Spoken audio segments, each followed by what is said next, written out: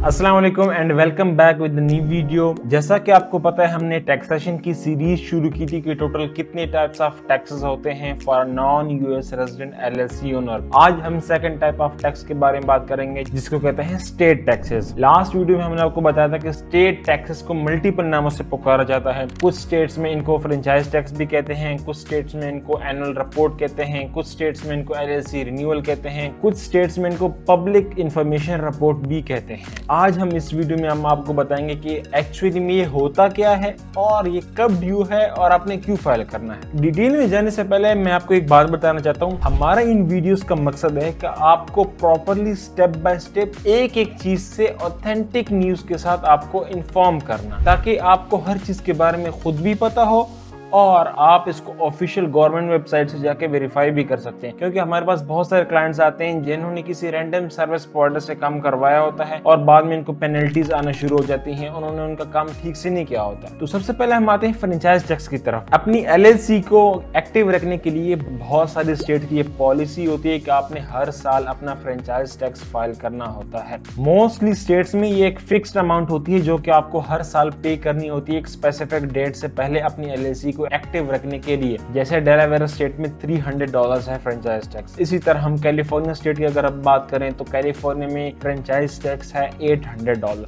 जो कि आपको फाइल करना होगा अपनी एलएलसी को एक्टिव रखने के लिए। नेक्स्ट हमारे पास आता है एलएलसी रिन्यूअल। जैसा कि नाम से जाहिर होता है कि हमने अपनी एलएलसी रिन्यू करनी होती है। कुछ स्टेट्स की ये कंडीशंस होती हैं कि जब आप अपनी एलएलसी स्टेट के साथ रजिस्टर करते हैं तो उसकी ड्यूरेशन 1 साल के लिए होती है। उस 1 साल के बाद आपको उसको रिन्यू कराना होता है। तो हर स्टेट की अपनी रिन्यूअल फीस होती है, उसके अकॉर्डिंगली आपको उसको रिन्यू कराना होता है। जैसे हम कोलोराडो की बात करें तो कोलोराडो की रिन्यूअल फीस हमारे पास सिर्फ और सिर्फ $10। नेक्स्ट हमारे पास आता है एनुअल रिपोर्ट। जैसा कि नाम से जाहिर होता है आपने एनुअली मींस हर साल के बाद अपनी एलएलसी की रिपोर्ट फाइल करनी है। आप उसमें बता सकते हैं अपनी कितनी सेल्स की वगैरह वगैरह, लेकिन बेसिकली ये एलएलसी रिन्यूअल की होती है। जैसा कि वायमिंग में हमारे पास एनुअल रिपोर्ट होती है, उसकी फीस है $62। इसी तरह फ्लोरिडा में हमारे पास एनुअल रिपोर्ट होती है, उसकी फीस है $138.75। अच्छा, इसके बाद हमारे पास आता है मोस्ट कॉमन स्टेट जिसका है टेक्सास। टेक्सास में 15 मई से पहले आपने अपना फ्रेंचाइज टैक्स फाइल करना होता है, जिसकी कोई फीस नहीं है, सिर्फ आपने रिपोर्टिंग करनी। इसके साथ साथ पब्लिक इंफॉर्मेशन रिपोर्ट भी आपको फाइल करनी होती है टेक्सास के लिए।